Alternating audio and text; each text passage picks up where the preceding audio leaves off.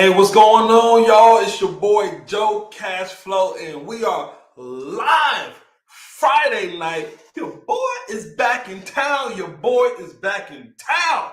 Oh boy, it's so good to be on the show tonight, man. I know it's the late show, but this is the show that you wanted to see. This is the show that you wanted from Joe Cashflow. Man, we are live on Instagram. We live on YouTube. We live on Twitch. Hey, we live. In this show tonight, you know it's supposed to be 10-ish. It is 11 o'clock, but guess what? Hey, man, I could not help myself. I had to be on here. I could not let a week go past. And I got a banger tonight. I mean, this one, I'm telling you, is a banger tonight. And so, man, I'm just excited. By the way, there's been a lot of stuff going on. A lot of stuff has been going on all over the place. We can talk about everything going on from the Trump and the Harris debate. Don't worry, I am going to do a show on that and probably going to have some special guests get on there for that. So you don't have to worry about that at all. We will have that going on.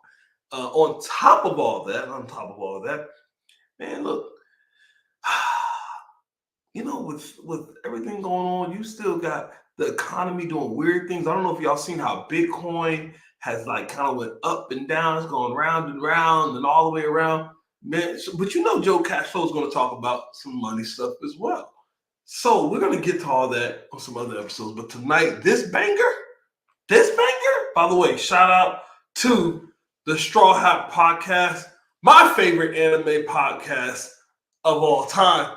With the Straw Hat Podcast, man, that must be going crazy on Mondays, 8 o'clock. Let's get it!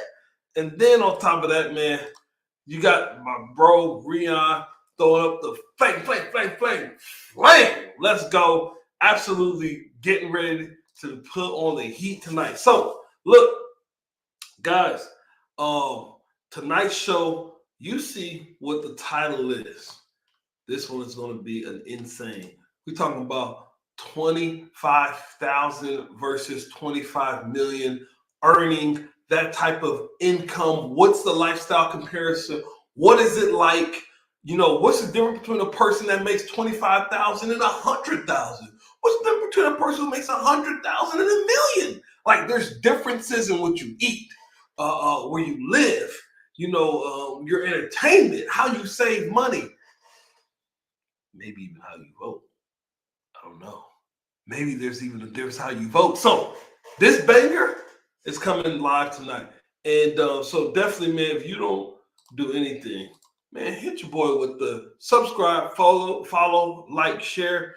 And I'm definitely going to give a major shout out to the stream who I'm going to be taking the reaction from. And this is a reaction of a video. Man, I'm telling you, this one is sick. So, guys, we're going to go ahead and get started. We're going to be reacting to a Johnny Harris video.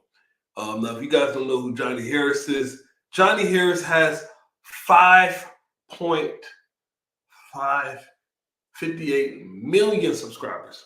This guy's in the top of the 1% of the 1% of the 1% of people on YouTube. And, man, look, this dude here, this dude makes some banger documentary videos, but this one, I said, oh yeah, we got to do this. This video's only been up a month. It already has 3.9 million views. This bad boy is already going viral, and it's picking up even more steam from when it first dropped because the title wasn't a great title, but now it's literally like people are watching it and sharing it. It's like, dude, you got to watch this thing. So we're gonna actually react to this video live. It's going to be super sick. And of course, Joe Cashflow is going to make some crazy commentary on there. And even if we get a chance, we might even go through some of the strategies of how you can get into some of the different incomes. So with that being said, Johnny Harris video, subscribe to his channel, man. He makes some fire content. So definitely subscribe to his channel if you get a chance to subscribe. Tonight, subscribe, follow, like this video of his channel as well. So, guys, let's go ahead and jump right into it. He's about to do the introduction and brace yourself. By the way, get your water or something else because it is Friday night. Get you some chips. Lock into this thing. Get ready for the entertainment. Let's go. This is what a $25 million a year salary looks like versus a $25,000 a year salary. About 20% of Americans live on this amount of money or less. I want to show you the lifestyles of people who make this much money versus this much money and everything in between. The reason I want to look at these differences is because of this graph. First of all, did you guys see the POW? The POW, hold up. The POW on its own was different. And everything in between. All right, look at the POW difference. There's a difference in the money. I'm like, yo, when I first seen this, I'm like, yo, there's a major difference of what that looks like. And I don't know about y'all, I'm already looking like, man, that small POW ain't looking that great. But notice how that small POW is like 25, 40,000, 100,000. It all looks dang near the same until you start getting to the big boys. Either way, let's keep it going. The reason I want to look at these differences is because of this graph. It's going up, which is a problem. Let's start with $25,000 a year. All right, so let's say my name is George. I live in Atlanta, Georgia. I am single and I have no kids. And I'm looking for a job. After some searching, I found this job as a security guard at a TV studio in downtown Atlanta. It'll pay me $12.50 an hour, which is quite a bit more than the minimum wage of $7.25 an hour. Let's assume I work 40 hours a week, and I work every week except 2 that I set aside for holidays, sickness, and vacation. This means I make $25,000 a year. At this level, around 29% of Americans earn as much or less than me. So how will I spend it? This comes out to be just over $2,000 a month that I have to spend. I gotta pay taxes. That brings me down to $1,764 to live on this month. To calculate this next part for this. First of all, let's go ahead and get this out the way. $1,700 to live on is criminal. It's criminal. In 2024, it's absolutely criminal. Can anybody, like, if you're watching this live after the fact, tell me if you can actually live off of $1,700, because that is criminal to me. Either way, let's keep it going. This income and all of the incomes we're looking at, I used some data from the US Bureau of Labor Statistics that shows that people in this income bracket spend about 41% of their pre-tax income on housing. I've got about $850 for all my housing expenses. That's nearly half my after-tax budget. I'll definitely be renting instead of owning a house at this budget. A lot of landlords these days require you to earn 3 times more the monthly rent. So I'm probably gonna need roommates if I'm gonna get approved for an apartment. All right, let's look at Craigslist. I really can't afford to live downtown, so I'm gonna look in the outskirts. And I found this place right outside the city. This is gonna work, and it's within my budget for rent and utilities. So how am I gonna get to my job, which is in downtown Atlanta? That's 20 minutes away from where I live. And like most American cities, there's not great public transportation here. So I'm gonna need to have a car. Let's just say in this assumption, and it's kind of a big assumption, that I already have a car. And let's assume it's this car. It's a 2004 Toyota Solara that I got on Facebook Marketplace. Lower income Americans spend more on their... Look, I'm sorry, I had to bring something up. 40% of their income goes to housing. Yes, bro, absolutely impossible. It's impossible. It's not even possible in 2024. How is it possible? I'm just, the breakdown. He already told us what the breakdown he's going to do.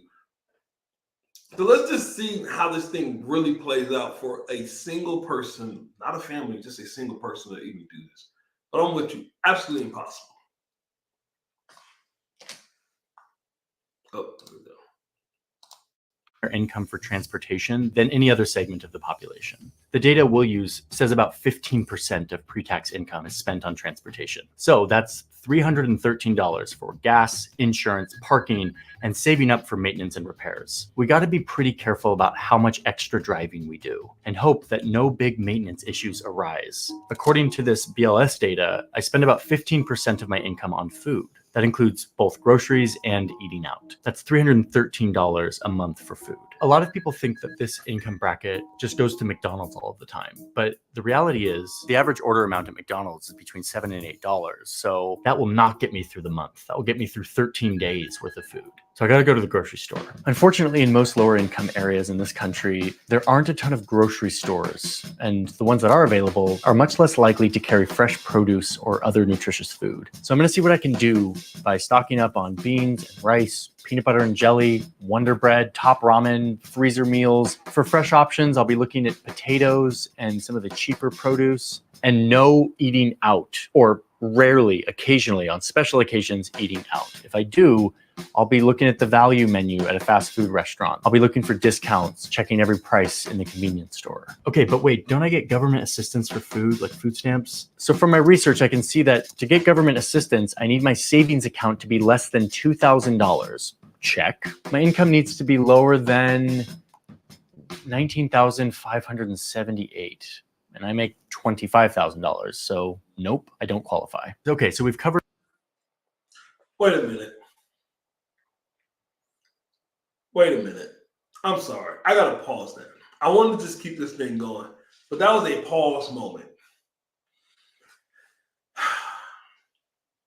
To get government assistance, you have to make less than $19,000 a year.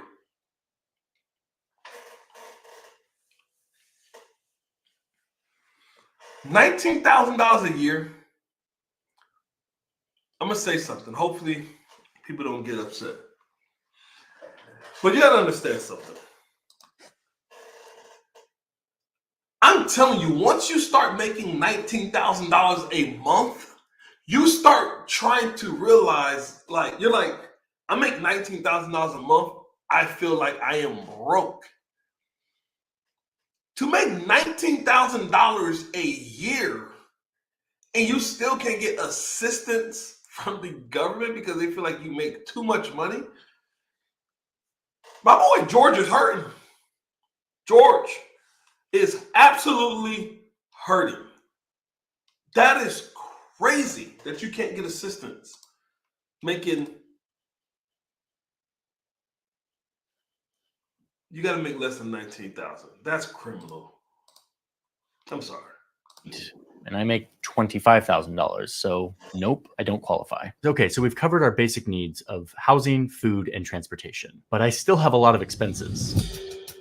We hear a lot about healthcare being a massive personal cost in the US, but what does that actually look like? Georgia's Medicaid website says that I qualify for government help, but even with that, I will be paying around 10% of my income on health-related expenses like medicine, doctor visits, getting care that isn't covered by this government insurance. This is one of the reasons why people in my income bracket live around 7 years less than the richest Americans. After all these main expenses, I'm left with a small amount of money for everything else. And there's a lot more that I need to spend just to live. Laundry, internet connection, cell phone. Conservatively, that adds up to $105, not taking into account the overcharges and hidden fees. Like, you're starting to see what's happening here. This doesn't add up. Entertainment, fitness, and travel just isn't feasible. I have no emergency savings, no rainy day fund, and live in stress of an unexpected car repair.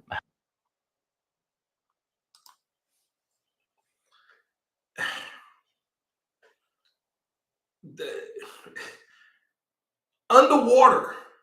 You're underwater. Who? Those numbers, man, look, am I the only one seeing some of this stuff? Oh, man, let me show them tripping. Man, I feel bad for George. A second. I feel bad for George. George is, look at these numbers, man. George a little bit of money. First of all, getting taxed on that is just hilarious. And then George, poor George, spending all this money, which is not a lot of money. I mean, I don't even know how you eat on $313. Everything else went off and just under, and he still ain't even, like he said, an emergency happens, it's over for him. Like, gone with the wind. George is done for. So, I mean, what are we talking about? Obviously, this is not the income that anybody can live on. So we'll just keep going, but this is clearly not nothing anybody can live on. Doesn't add up. Entertainment, fitness, and travel just isn't feasible. I have no emergency savings, no rainy day fund, and live in stress of an unexpected car repair, a health emergency. Any of these unexpected charges could be a major setback. I'm probably gonna have to join the huge number of Americans that rely on debt to get through the month, whether that's credit card debt or short-term loans with high interest rates. Maybe I'll need to move back in with my parents or take on a second job. Maybe I'll start driving Uber or DoorDash. But what's clear is that my full-time job, which pays much more than the minimum wage, is still not enough to make it through the month. I'm gonna pause the video really quick. I'm excited about the sponsor of today's video. Johnny, I'm sorry, I'm not getting sponsored for it, but I'm excited about the sponsor as well for today's video for you. Let me hear the name, and then we're fast forwarded. The first time they're sponsoring a video, and it is Headspace. Headspace, I figured it. Headspace, got it. Okay, well, we're going to, yep, we're going to get right past Headspace. Great job sponsoring the video. Johnny's making some money. All right, let's keep it going. All right, now let's see what we can do with $40,000 a year. Now, my name is Simon. I am the representative of the median American income. I'm about to say, this is exactly what most people make, is $40,000 a year. So no surprise here that this guy is Mr. Simon. 40,000. Let's see how this goes. Of a single earner. I make $40,000 a year as an event coordinator at a country club in Atlanta. My $40,000 salary gives me just over $3,000 a month. After federal and state taxes, I'm left with just under $2,700. Using that same data set, my budget for housing is $1,133. I want to make this real quick because this is important. Realize that this is one of the interesting things about the house. And if you realize with the 20 people that made $25,000, or the lowest percent of Americans income-wise, earnings-wise, they spent 40% of their budget just went to housing. You just double your income 34%, but that's still, like, you realize that is a lot of money to go to for a roof over your head. 34% of your income is a insane amount of money to have a roof over your head, but this is a reality. I'm kind of feeling this one-bedroom house. Let's say between rent for this house and... First of all, that is just sick. A one-bedroom house. Well, I wouldn't even call it a house. Well, what one-bedroom house? I'm sorry, I had to say so. My utilities, I'm paying $1,133 for my monthly housing expenses. The country club is kind of far from my house, and because there's no public transportation, I'm gonna need a car. I saved up and purchased this 2011 Subaru Forester on Facebook Marketplace. I got it for $4,500. So, like George, I spend about $136 a month just on gas to get to my job. This leaves me with a little over $400. That's the only thing that I gotta say something. He spends how much? Is that low? What is he calculating here? What we got going on here? Dollars for everything else, just on gas to get. So, like George, I spend about $136 a month just on gas to get to my job. That number is not accurate. I don't care what he says. No way. No way. Either way. No way. $100-something on gas? No. This leaves me with a little over $400 for everything else. Guys got to eat. What am I going to do for food? According to the BLS data, someone like me spends around $467 a month on food. I typically spend about $100 a week on groceries and can use the rest on a dinner out or two. I've got a Kroger grocery store 4 minutes away from my house. And at this point, I'm definitely cognizant of every price on these shelves. I'm using coupons, trying to get the best deal, but I have leeway to spend a little bit more on maybe a decent cut of meat or some fresh produce. Maybe I buy organic every once in a while. I can comfortably feed myself if I'm smart about how I spend and I don't eat out too much. This income level is right on the threshold where employers start to sponsor your healthcare plan. They start to subsidize it. That's a thing here in America. And luckily, my employer does. But even still, I spend $300 a month on health, medicine, out-of-pocket doctors, pre-deductible expenses, and now I get to pay for a gym. I signed up for this low-cost gym for $10 a month. So after covering these basic needs, I have $231 left for everything else, all of my other essentials. Laundry, cell phone, internet brings me down to $126. I will try to put some of this away for an emergency or a trip, put it into a savings account with a good interest rate so it will grow over time. But to be honest, I'm probably going to spend this on entertainment. Like, the fact that he said I'm gonna try to put $126 away a month. Simon, there's no way you can put $126 away a month. It's not. What are you gonna do with that? You're just, you can't save something that you don't have. Let's keep it going. I want to go out and have fun. I want to go to a movie. I want to subscribe to Hulu and Netflix. I might buy a book, might go out with some friends. And after all of that, I end up around zero. So all in all, I'm doing better than George, but not that much better. I've got some money left over at the end of Okay, so real quick, just to look at this, $40,000 to $25,000 is a $15,000 difference per year. $15,000 difference per year, but in living expenses, $15,000 difference per year is how much per month extra? So that is 15,000 divided by 12. So there's a $1,250 difference per month in income. But in all reality, the life is actually not much better. So there's $126 plus, so positive savings, right? Nothing happens, savings to George's $25. In all reality, yeah, you're gonna, at this income, you're just paying more taxes. The housing is not much different. The transportation, you just a four-bore car. Like nothing is really that much different. Where you're thinking, okay, this should be a $1,200 difference, but because you're technically making a little bit more money, your lifestyle kind of increases a little bit. And in our reality, a 40 person making $40,000 to somebody making $25,000, their life is practically the same. At least that's what I'm saying. Let me know in the comments if you're kind of evaluating in that way as well. But that's kind of what I'm saying.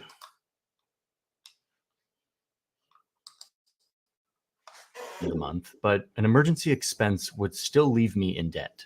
All right, let's up this to 100 grand a year and see what our budget looks like. Okay, now I'm Tim, and I just found this job in sales. It makes me $100,000 a year. I'm officially in the six figures. I make 4 times. By the way, sales, one of the best jobs, careers you can get if you want to make 6 figures fast. Let me tell you, in sales, if you can learn the skill, you can get good at it. You know, you got thick skin, you can get coachable. The mentality is right. You can make 6 figures in sales anywhere in the country. It doesn't matter if you're in a big city, small city. It's one of the best places to make a lot of money in sales. Rihanna said, yeah, that makes sense. I know you're talking about with the people with the income difference. Yeah, you're 25,000, 40,000, there's no difference.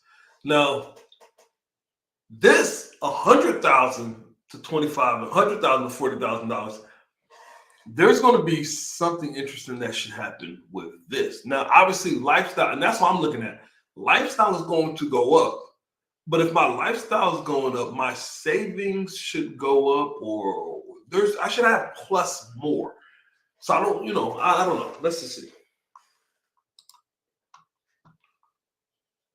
more than George and double the median income that Simon makes. I'm now near the top 10% of earners in this country. My salary gives me $8,333 every month. $2,200 of that is going to go to taxes, and I'm left with just over $6,000. In this income bracket, you see that people spend around 30% of their income on housing. Until recently, this salary would have been more than enough to buy a house, but these days, not so much. But for the case of our assumption, let's assume that I, Tim, have been saving for 10 Wait a minute. Whoa. We got to rewind something. years, and I'm finally Wait a minute. where the people spend around 30% of their income on housing. Until recently, So notice, lower, the more money you're making, the less you're spending on housing, even though we obviously going to assume he's going to buy a much bigger house, better house, but he's making more money, so less goes to housing. $25,000, 40% goes to housing. Makes $100,000 a year, 30% goes to housing. But he was saying the median sales price of the house essentially making six figures, even though you're still near the top 10% of income earners in America, which has been that way for honestly a couple of decades now. You're in the top 10%. Six figures is great income. It used to be great income because now you can't even afford a house the way you used to, and especially in these big areas like Atlanta. So I just want to kind of point that out. All right, let's listen to how this whole income thing is going to go. I'm very curious on how Tim's going to spend his money. recently, this salary would have been more than enough to buy a house, but these days, not so much. But for the case of our assumption, let's assume that I, Tim, have been saving for 10 years and I'm finally ready to purchase my first home. Zillow is telling me that I can afford a house that's around $314,000. I'm going to buy this nice one-bedroom townhouse in Atlanta. It's got these nice wood floors, all of this natural light. Oh, wait, no. Looks like there's a condo fee, $426 per month, probably for that fancy workout room. Okay, we're going to have to keep looking. Okay, I found one. It's a one-bedroom condo. It's got a fireplace, access to a pool and a fitness room. It's in a pretty good location, and it's just under $260,000. With the condo fee, I'll be paying around $2,700 per month, which is about 32% of my income for housing. I get to spend more on housing than George and Simon make in a month. Oh, and by the way, I will have to cough up $20,000, which is my whole savings, for a 5% down payment and closing costs to make this house purchase. Thanks to my good credit, I can qualify for a good car loan that allows me to buy this beauty, a $50,000 BMW. It'll cost me $754 a month for 5 years, and it will leave me with $579 every month to spend on gas, repairs, and insurance. I'm even starting to be able to afford to bring it to a professional car wash place, get it detailed every couple months. I am upper middle class now, so I only have to pay 11% of my income on food per month just to feed myself. I get to eat out a lot more lately. When I'm at the grocery store, I get to peruse the fresh and nutritious food much more abundantly. I can buy nice meat and nice produce. I'm not overly concerned about the prices. And lately, since meal delivery apps have become more common, I'm ordering DoorDash like once or twice a week. I'm starting to be able to use money to save myself time and stress.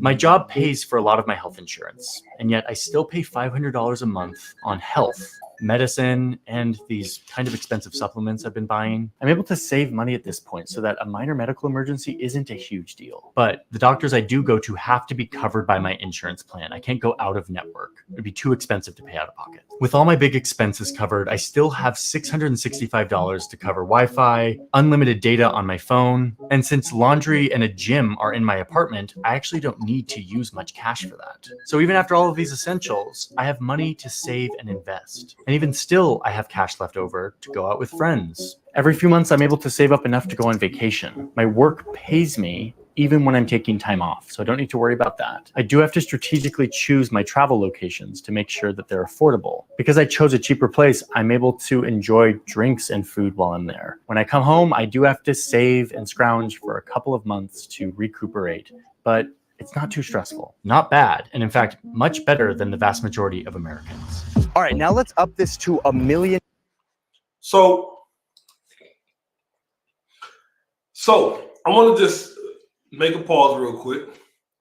First of all, if you guys can, of course, hit the subscribe button, follow button, like button, share button. Hey, man, this, I'm telling you, if you're already not getting a lot of value, some heat from just seeing how this is already starting off, I'm telling you, this is amazing. Let's process something really quick before we keep going. I want to process this. The $100,000 a year person had about $500 left over, if I'm not mistaken. At the end of the year, yeah, they have, each month, $565 left over. So giving them close to $7,000 a year, 50 something, $6,500 left, $6,500 a year after everything else, right? So if they have 565 times 12, $6,700 a year. Now put this in perspective. What was the guy's name before him? Not Tim. What was my other guy's name? Simon. Simon had $231 left. Well, look at this pattern. Simon had $231 left. Then we move over to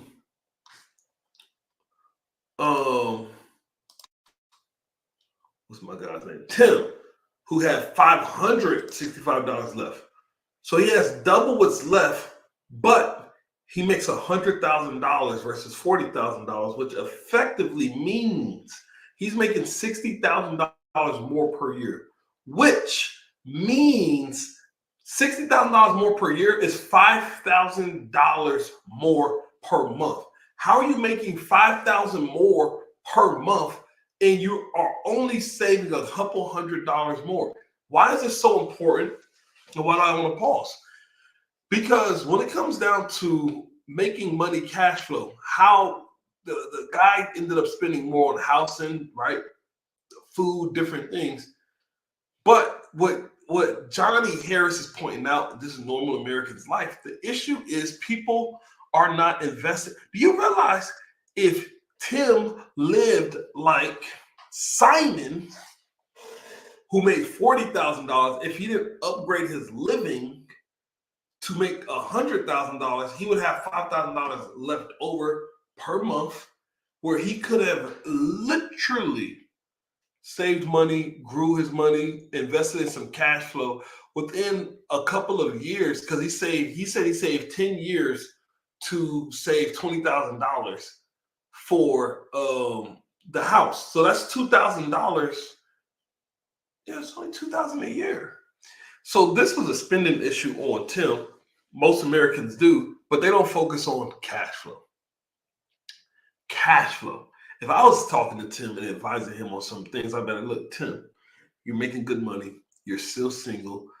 Don't upgrade the house. Don't spend 10 years saving $2,000 a year, which is like less. This was $180 a month. It's not enough money, bro. What's going on here? What you need to do is you need to invest in some things, get more aggressive with it for the first 3 years. You know, first 3 years, he could have saved $180,000 in the first 3 years. That $180,000 invested in the right way, man, that man could have 3-4 properties, have some different investments, maybe some type of, policies, insurance policies, maybe some crypto. And this dude could be financially free in 5 years, except he spent 10 years saving for a house just to have $565 left over per month. Doesn't make sense. Does not make sense. But guess what? Most Americans are like this. Okay, we're going to keep going to the bigger income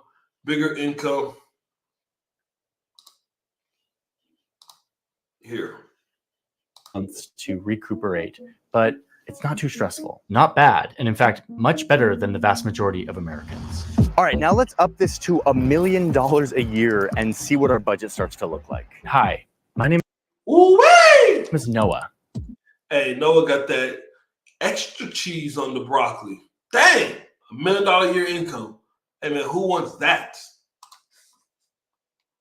I am a junior managing director at a big private equity fund. I'm in finance. I'm looking for a man in finance. I work 70 hours a week. Hey man, real quick, shout out to all my people that's in finance. Your boy is also in finance. Johnny Harris is giving away all the secrets, but you heard Joe Castro talk about this all the time. If you want to make money, get in finance, industry most likely to make you a millionaire, Google it. It's just what it is. People in finance make real freaking money. I'm in finance. You make real freaking money in the financial industry. So, makes sense, Noah. Making $1 million a year, I got it. I make big deals. They're very important. And I am earning $1 million a year. That is $83,000 a month. After taxes, it's more like $48,000 a month. In 1 month, I'm making double what George makes in an entire year. In 3 years, I'll make more than he makes in an entire lifetime. I've got some serious money to work with here. Like, I'm officially among the top 1% of income earners in this country. And I'm very lucky because my income and wealth are increasing at a faster rate than everyone else's. And we'll see why in just a second. Real quick, that tax rate, 83 to 48, that's abysmal. That's crazy. 83 to 48. Man, Noah, you need some good financial advice, my friend. That's not the point. Let's keep it going. Making this much money, I can get a really nice house by spending 28% of my income, which means I can afford around a $2.6 million house. Wow, this one's kind of nice. This 5-bedroom, 5-bathroom home in this quiet Atlanta suburb. Man, it is nice here. Look at this kitchen. Oh, and this beautiful yard out here. I might pick up croquet. And it even comes with this little friend. Hey, bud. I've always wanted my own taxidermy fox. This house is going to cost me around $19,000 every month for the mortgage and other expenses, like house cleaners that come once a week to clean my entire house and do my laundry. My yard is maintained by a local landscaping company. I'm spending 16% of my income on transportation, which means a little over $13,000 a month on everything cars and planes. Instead of owning a car, I lease one in 3-year periods so that I can always be driving the newest, fanciest car. Like this Rivian. It's going to cost me about $1,000 a month all in. I can totally afford that. I'm also taking a lot of taxis lately because I can afford it. And I can afford a private driver here and there, though I don't have a full-time private driver. I can hop on a flight too whenever I want. And when I fly internationally, I even splurge on business class. Still pretty expensive, but I've got all of these airline miles that I've racked up from all of my work travel that I actually get upgraded for free often. And now I'm actually pretty hungry, so let's talk about food. My budget for food has ballooned. Based on the BLS data, I could technically afford to spend $8,000 on food every month, but I'm not sure that's totally common among this. Hey, man, look. If Noah's spending $8,000 a month on food as a single man, I'm telling you right now, that boy's going on a lot of dates. And he's eating at a lot of strip clubs. I got to say it. He's got to be eating at a whole lot of strip clubs, steak specials. $8,000 a month on one person is crazy. But either way, I think he's about to correct that. Income bracket. There's not a ton of good data on like the 1%ers. So I estimate that somebody in this bracket is spending more like $3,500 per month on food, which is still a lot. I'm officially deep in the don't look at food prices, don't shop for my own groceries, don't worry about ordering takeout whenever I want kind of rich. I could pay $20 for a salad. I could pay $16 for a smoothie. I could even drop $300 per person on a nice restaurant and not really be too stressed about it. Now, I can't afford a private chef yet, but I have opted for a high-end meal service that delivers dinners to my house. I have to work a lot. The difference is that per hour, my hours are much more financially valuable. I'm sorry, y'all. I'm still stuck on my man Noah paying almost $40,000 in taxes. Jeez, please. $40,000 in taxes is wow. Either way. Valuable. George, Simon, and Tim all had to spend a lot of their hours cooking and cleaning and traveling around, but I can just pay to get a lot of that time back. I could technically afford to spend $4,000 a month on health, but again, we estimate. By the way, that's such a big deal about making money, is being able to spend money and then get your time back. A lot of people don't really look at money as that type of resource, that it's like a time machine. The more money you make, you can literally have your own time machine and get the money back. That's one of the biggest things about it. And not cooking, not cleaning, those basic things, you don't realize how much of life you're getting. By the way, if you enjoy those things, like people enjoy to cook, but people don't realize how much in life they're losing time doing things that they just need to make more money and have someone else do. And by the way, they get paid to do it and they would love to do it. So I don't know. That's one of the biggest differences between people. When you start making real income, we might start making real freaking cash flow. Yeah, you start buying time back. You got that beautiful little time machine.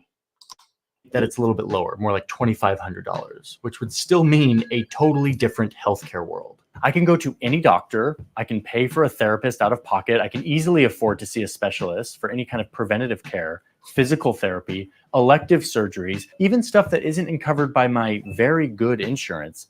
I can pay for it. I can pay out of pocket, and it's not too crazy for me. And even though I have a gym in my house because I converted one of the mini rooms into a gym, I actually pay for another nice gym membership at this luxury. Hey, real quick, Rion said, man, facts, money, big money bag is definitely a time machine. Yes, it is, bro. Yes, it is, man. And I wish I would have knew that obviously a lot earlier, but I know it now, and that's why I know you, I know me, and we get to it because it buys time back. Spa and gym so that I can use their hot tub and sauna. I also get in on their personal trainers who are really great. I recently signed up for this fancy doctor's office where I pay a monthly fee and I never have to wait more than 10 minutes in the waiting room. Remember, my time is extremely valuable. And this is one reason why my life expectancy is way up here. I'm probably going to live 7 or 8 years longer than George. Laundry. Man, that for me is a big one though. I was just talking to Crystal about this yesterday. I was telling her, because when you see that, like, let me pull this back up. When you see something like that, you're like, you got you essentially, the more money you have, your life expectancy goes up. And I was telling her, I said, you know what? If you're making a lot of money, and you're rich, why would you not want to live longer and enjoy it? Right? Why? Like, if you're bringing in a crazy amount of cash flow, it's flowing. You got some purpose in life. You're enjoying it. You got your family. You got your kids, your grandkids. Why would you not want to live longer? Especially when you can have the best health care to do it. And I was just telling my wife, Crystal, yesterday, I'm just like, man, you know what? I think for me personally, which I need to get in shape more, but I'm like, I think that if I can live to 100, why not? Because I'm enjoying my life. I'm financially free. Why would I just not live to 100? Like, there's modern medicine. And if you're enjoying it, then of course you're going to do it. So either way, I wanted to talk about that real quick because that's a big thing where it comes down to wealth, is being able to live longer because you can literally afford to. Boom. Is way up here. I'm probably going to live 7 or 8 years longer than George.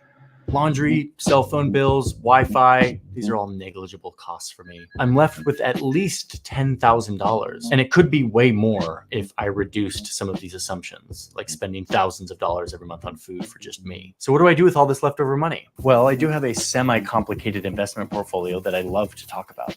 My money is in the stock market, 24/7, growing, compounding into more and more wealth. It allows my wealth to grow much faster than those who don't have extra money to invest. I go on vacations, though they do get interrupted by work. That's the big thing. This is one of the biggest reasons why I'm big on people making real cash flow, building your cash flow up. You don't realize that the reason why some people, your wealth accelerates so much faster when you make 100,000, when you make 250,000, once you make 500,000, once you get to that million mark and you're just decently smart with your money, like $10,000 left over after $1 million is crazy. But in all reality, it's 100,000 a year. After he's living an amazing life all year long, that $100,000 per year compounding in even basic investments, making 6%, 7% is easily going to be a couple of $1 million in 10 years. People don't really understand the value of making a lot of money for a short amount of time. If you just got to get there, how fast your wealth compounds. It's a different game at that point. My job is very important. For international trips, I do sometimes splurge on business class tickets so I can lay down on the flight. What's interesting though, is that even at this crazy income bracket, people can still blow their money every month, trying to keep up with their expanding lifestyle. But let's be clear, they're living unrecognizable lives to the previous income tiers we've talked about. So let's see what happens next. All right, now let's see what happens when we turn. All right, here's the big one. We're going to get into some outrageous lifestyle numbers, the heavyweight numbers, the king of income. Imagine making this income. See yourself in this income, because I know that's where I'm going. Look at this. I'm gonna try not to pause because I want you guys to really look at this difference in income once this is broken down. It's a different game. This is the whole thing about that Joe Cashflow talks about as well. By the way, if you don't mind, man, go ahead and hit that subscribe, follow, like, share. This thing is coming in hot. This is, I'm telling you, this part here, this thing right here, it's about to get sick. It's about to get real sick. Turn this into $25 million a year, which is an amount of money that some people in this country actually make every year. Let's see what their budget looks like. My name is Robert. You'll never hear about me because I am the owner of a highly successful national car wash chain. Or maybe I'm the CEO of Zillow or Chevron. Or maybe I'm a pretty famous celebrity and I make $25 million a year. Noah was already in the top 1% of income earners, but now I am truly in the ranks of the global elite. And we need to pause and talk about how rich people think about their wealth. At this point, we have to start to rethink money because people at this income bracket think less about their yearly salary and more about the total value of all of the stuff they own, their net worth. Most of my pay is in stocks, not cash. I spend money knowing that I have all of these assets that I could sell if needed, even if it doesn't come to me in a paycheck every month. Which is actually really great because I'm not taxed on this stuff unless I sell it for cash. And even then I'm taxed at like 15 to 20%, which means that. Man, listen to that. This is such a big deal. Once you start getting into that upper echelon of income, when he said that the way you think about wealth is so much different because the money is just, you can't spend it the same way. And so you're not even making it the same way. You got your stock options, you're getting loans from it. You know, it's cheaper to pay a loan than actually pay taxes at this level. Elon Musk, a lot of people don't know that Elon Musk bought Twitter. He didn't use his cash. He bought it with cash, but he didn't use his cash. He got a loan from a lender off of his Tesla stocks, his Tesla shares. So he's like, yeah, you're kind of the richest man in the world. You have billions of dollars in shares that are going to go up more in value. So yeah, you can go ahead and get $40 billion from us to buy a whole other company because you have the money. That's a different level of wealth. It's a different game. It's a different tax game. And so this is the part that I really want people to kind of really listen to, especially a lot of y'all, you know, who listen to Joe Cashflow, whether live or after the fact. This is wealth. This is like dumb money wealth, but the way the game is played is different. That in a lot of years, my tax rate will be less than Tim, who makes $100,000. I'm paying less of. That's just crazy. That's just crazy. Yeah. My income in taxes than he is. This is very good for my net worth. So let's see what I can buy.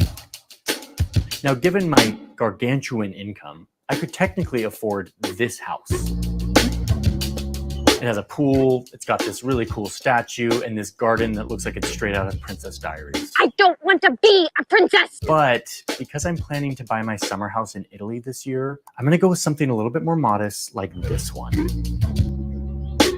I really like this house. The doorknob in the shape of someone's hand, the animal print details, the golf room. I love this golf room. I mean, what can I say? I'm Robert. I'm an eccentric boy. This house has a pool, it's got a gym, it's got this wooden tub, which is something I never thought I needed, but I absolutely do. What you'll start to see with this house and everything else in this income bracket is how it allows me to physically isolate myself from the concerns that most people have. I don't have to think about crime, homelessness, noise, pollution. I can live surrounded only by people who are wealthy like me. Getting around is really easy for me. I've got a couple of cars. I rotate driving them every once in a while, except for this one. This one I don't drive because it's an antique and I just like to look at it. Oh, and did I mention I have a full-time driver? I pay. I don't know about y'all, but that's something I want. But listen to how much he pays. Listen to how much he pays his full-time driver. This part is so hilarious to me. Listen to this. You make $25 million a year. This is how much you pay your full-time driver. I am $51,000 a year. He whisks Hey, look, I know you work for me. You're walking up to my mansion. You're picking me up in my mansion. You kind of have my life in your hands by being my driver. So I think that you're worth $51,000. Yeah. I'm like, bro, I thought that was a six-figure job. It should be. That should be a six-figure. Look, when I'm making that money, which I want to drive it very soon, I'm going to pay people a little bit more than $51,000. Just let you guys know. So apply. Yeah. me around from important meeting to important meeting. I'm spending 2 times what George makes in a year to pay for this, and it's totally worth it because it saves me time. When I travel, he drives me right onto the runway, where I jump into a private jet. Now, I don't own this jet yet, But I do charter private flights. Like when I need to fly from Atlanta to New York, it cost me about $27,000 for this 2-hour flight. I can easily do that. 27 grand feels to me what 43. Wait a minute. Let me pause real quick. I just realized something.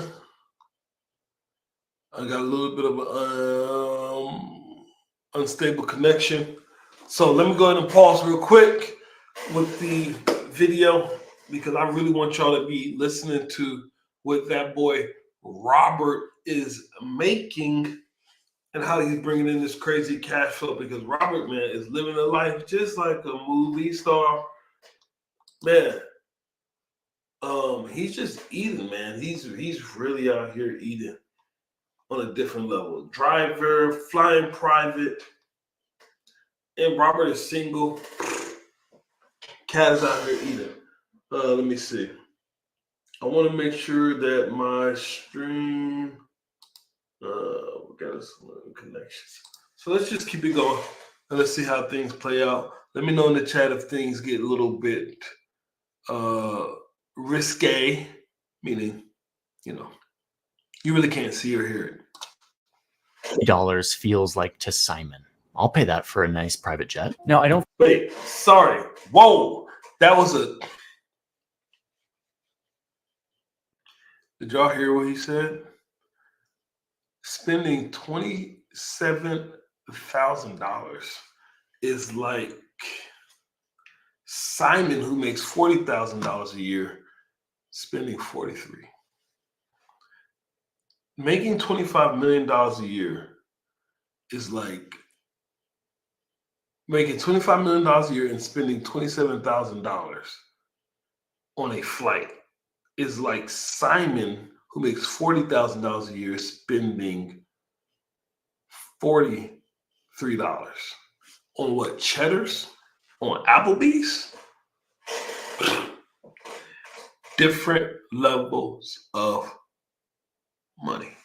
I fly private all of the time. I do fly commercial if I'm going on vacation to Paris. I'll be flying first class, obviously. I have a separate security checkpoint, my own lounge, and when I get on the plane, I get one of those little cabins all to myself. By the way, this ticket cost me $31,000. When I get to Paris, I usually book the penthouse in one of my favorite hotels. I have hotel staff available at any moment.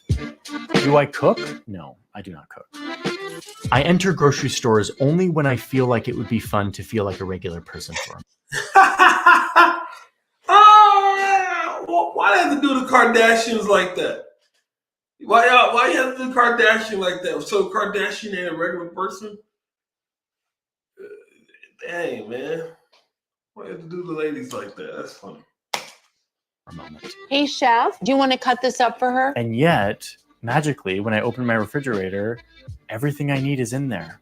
It's all been fully designed by my nutritionist, purchased by my house manager, prepared by my personal chef. And yes, you can see I have a whole staff of people who help me manage my life. My house manager is really good at just making this all disappear. Like the landscaping gets done, the pool gets cleaned, and a bunch of other stuff that I don't even know. I'm sure all of this costs a lot of money, but honestly, I've never even thought about it. I've got my friends over and our personal chef. How would you like to have a staff, not an employee staff at your work, a residential staff? My man said he had, at $25 million a year, Robert has a house manager. Not an office manager, and house manager. Yo, come on, man. Come on. Crazy. Is this not, are you not entertained? This is some value. Some value. Just like, you ever thought of having a house manager? A house manager? Crazy. Chef is putting together a beautiful meal, and he's even doing the wine pairing tonight, selected from my collection of quirky cult wines in my temperature-controlled cellar. I don't pay attention to prices for food or wine, except when knowing the price of this bottle, for example, helps confirm how rare and special it is. I think we spent $16,000 on this bottle. Hey, let me tell you right now. Joe Cashflow is going to get very, very wealthy. I promise you this. I don't care if you're watching this. When I first got started or years down the road, I'm going to be very wealthy. But let me explain one thing that I know I'm not going to do. $16,000 on a bottle of wine is wow. Now, by the way, I'm not judging anybody how they spend their money. My wife can spend that much money on it. It's her money. She can spend that. I'm just saying Joe Cashflow is not spending $16,000 on some liquid. But, you know, by all means, Chateau Lefebvre. Or this other one that I splurged on for $150,000.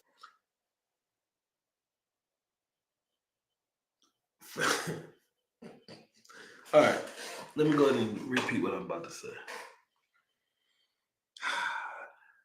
I take that back. I don't care how rich I get. But spending $150,000 on a bottle of wine, that better be God himself came down and crushed the grapes with his godly feet. It was like, hey, my son, my good and faithful servant, take this cup, pour it, shake down, run it over, good measure, drink this. It's $150,000. If God did that, I'm in. Outside of that, I am not in. That is wow. I didn't even know bottles of wine went up that much. Who am I hanging around? I gotta get some new friends. I need a friend who is going to spend $150,000 on a bottle of wine. That's what I need in my life. I will help you drink it. I go out to restaurants, but it's a little different than the rest of the world. I have connections that allow me to get into the private back room of whatever restaurant I want. Okay, this is insane.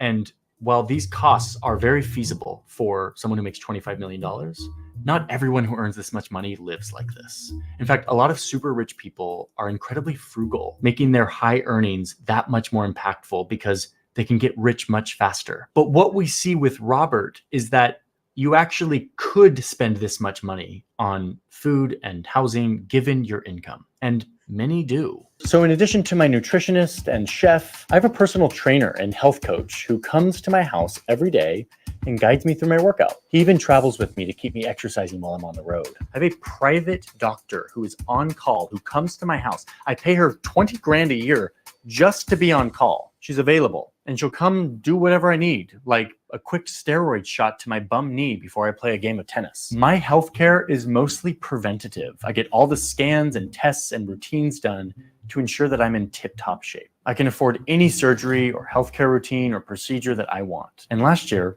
I fully replaced all of my front teeth with veneers.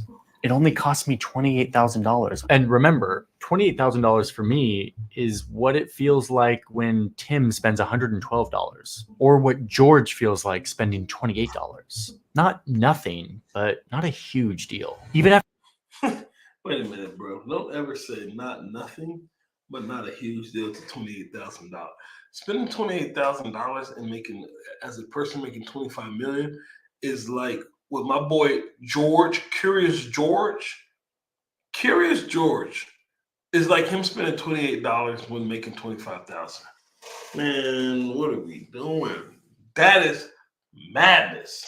It's like spending $28. Not nothing, but not a huge deal. Even after spending on all of this, I still have lots of money that my financial manager funnels into sophisticated investment portfolios that just keep on growing. Investing can be really fun for me at this point. I'll just take 30 grand here and there to buy collector's items that I'm into. A couple weeks ago, I paid $5,000 for this authentic World War II helmet. This piece of art cost me 50 grand, but it's a great investment because the artist is actually going to be the next big thing. So this stuff is fun, but it also contributes to my net worth because all of this retains and grows in value. And my clever accountant has recently mentioned that he found a way to occasionally sell this stuff and get a nice tax break on the profits. Now listen, I make a meaningful difference in my community with philanthropy. Like, I'm donating $500,000 to my family foundation, which is promoting education in the city. Funneling money and assets into this foundation allows me to get some really nice tax breaks, helps me avoid capital gains tax, and it gives me a buzz of feeling like I'm a generous millionaire. I even donated a few $100,000 to my nephew's private school last year. They didn't really need the money, but now they're putting my name at the top of their donor list, which is like really great. And even after all of this, I've got tons of leftover income. I'm easily able to cover the mortgage on my secondary property in Lake Como. It's only $30,000 a month. And the views here are just chef's kiss. I mean, look at it. One of my favorite parts about this level of wealth is how much access I now have to obscure elite clubs, like this one in New York called Core. I had to pay 50 grand for an initiation fee and then $17,000 annually, but it allows me to rub shoulders with really important people. And yes, there are echelons above me that someday maybe I'll reach, but I'm still existing on a fully different plane than most every single person in the world. Almost every stressor that you can think of, I can pay away. And the ones that I can't pay away, like heartbreak, grief, and social anxiety, I won't be able to pay that away at any level of wealth. I am protected financially from just about any emergency that could occur in my life. And so long as I manage my finances responsibly, I will never experience life below this level of wealth. The difference between these levels of income is kind of hard to fathom. If you're in the $25 million camp, you make more in 1 hour than George makes in 6 months. In just one 8-hour workday, you're making more than George makes in 4 years. 100 years ago, the divide between the rich and the poor was incredibly stark in this country. The top 1% would bring home 20% of all of the income. But then look what happened. We kind of fixed it. We taxed the super rich. The working class organized and rose up, fighting for fair pay. And by the 1980s, it was more like 10% of the income went to the top 1%. But watch what happens next. We're going back up, and we're leaving people like George in a trap. It's not hard to see why someone like George would have lost faith in our government and our institutions and the concept of an American dream. The system is not working for George. Each cost leads to another cost, creating a poverty trap with no chance of getting out. Expensive housing far from work means a car. A car means maintenance and insurance and fuel, which means less money for food and healthcare. He makes too much for government assistance on any of this. How is George supposed to have the time, the money, or even the brain space to think about school or improving his skills? His social mobility is limited, We often think about America as this land of opportunity. If you work hard, you can move up. But the data shows us that that just isn't the case anymore. For someone like George, or for the tens of millions of Americans like him, the gap is getting wider and it's getting harder to close. And that's bad. Not just bad because it's unfair, but it's bad for our economy. It's bad for our politics. And it's bad for the 44 million people who live in the richest country in the world but don't have enough food every day. The people who only have access to credit via predatory lenders. The people whose lives are rocked when they get a $25 overdraft fee, or who can't afford an oil change. It's time for the people in charge in this country to do what they did 100 years ago and reverse this curve before it becomes too late. Top 1% hold nearly 10 times more wealth than the bottom 50% combined. A staggering $5 trillion in wealth is set to be passed on without a dime of taxes. Oxfam is warning this accumulation of wealth in the hands of so few could exacerbate political divides, cause corruption, and impact economic growth worldwide. Okay, so that was, by the way, Johnny Harris. Watch the full video again if you would like. I think there was still a lot of value in that video. It's very interesting. Before I wrap up, here's my thing. Let me give you some things about some takeaways for me. Number one, the fact of the matter is there's a level where you make more money and your lifestyle may change, but it doesn't get you financially freer faster. When we discuss the $25,000, $40,000, $100,000, really, there was not a big savings. Even making it $100,000, you're saving, $1,000. Like, $1,000. No, it wasn't even $1,000, like $500 something dollars. And the guy making 40,000 saving $200 something dollars. I mean, yes, you got a better house, you got a nice car, you eat a little bit better food, but you're not getting financially free faster because you're spending your things on your money on things. So my takeaway is very simple. There's a level of, if you're not in that top, really 5 to 1%, you should not actually adjust your lifestyle to the level of income you're at until you've created some type of cash flow, you got some type of investments. Then the other thing that I took away from this is the fact that once you started getting into a level of income, you can spend certain money, but it's very hard to outlive it. But it buys so much time back, it buys so much freedom back, it buys so much expenses back. So when it comes down to the element of why you should really focus on cash flow and building income and investments and getting out of that bottom tier as fast as possible, because at the end, there was something that was said that is 100% true. The wealth gap is widening very fast. People in America now more than ever are getting literally richer than they ever was before. Millionaires, billionaires, billion-dollar company, trillion-dollar company. We never had trillion-dollar companies until after COVID. The shop, right? We never had those companies. But then you also have people poorer and poorer and poorer than ever. And if you think there's any one politician that's going to save you, it's not going to happen. So you got to take more control of it. And when you see what the different income can do for you at different levels, there is a level. And am I saying that everybody needs to become this super, super wealthy and make $1 million a year? Of course I'm not saying that, because everybody's not going to want to. But there's a element of, you don't even have to make a lot of money to save a lot of money, so that way you can actually become financially free, especially if you're using things that gives you cash flow. With that being said, guys, tonight's live was crazy fire. I hope you got a lot of value from it. I thought that this was something perfect to react to on the channel. I hadn't done a reaction video in a while, and I know I usually react to like PBD and different things, but man, look, if you enjoy the value, whether you're watching live or after the fact, man, give the boy a subscribe, follow, like, share, whatever you're doing, whether you're on Instagram, Twitch, or YouTube. Hey, here's the thing. we're going to keep giving you so much fire. We're going to throw some special episodes in. I got some pretty interesting opinions that I can't wait to do about the debate, because I think it's a perspective that I would give a lot of people, normal people, regular Americans, not people that swing it on one side no matter what they say. You know, I will give you a perspective to look at from a real independent, in the middle type of person.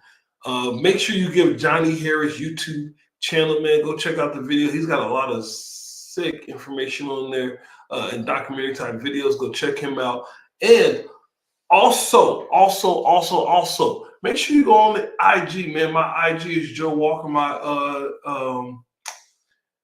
My Twitch. My TikTok is Joe Walker. Joe Cashflow's on TikTok. And then YouTube, of course, is Joe Cashflow, man. I got a lot of little shorts that you want to check out, man. Go check them out, share them, man. We got so much good value coming to this channel. So many different surprises. I'm super excited for everything that we're going to be doing. With that being said, man, you guys got to go out there, man. My entrepreneurs, my business owners, my late night workers, my hardworking people, my good people that's out there grinding, just trying to make a way and trying to get some cash flow, man. Go out there, kill it this weekend. Have a great weekend. Have a great week. Until I see you again next Friday, man, go get that cash flow, baby. Joe Cashflow, I'm freaking out of here. Let's go.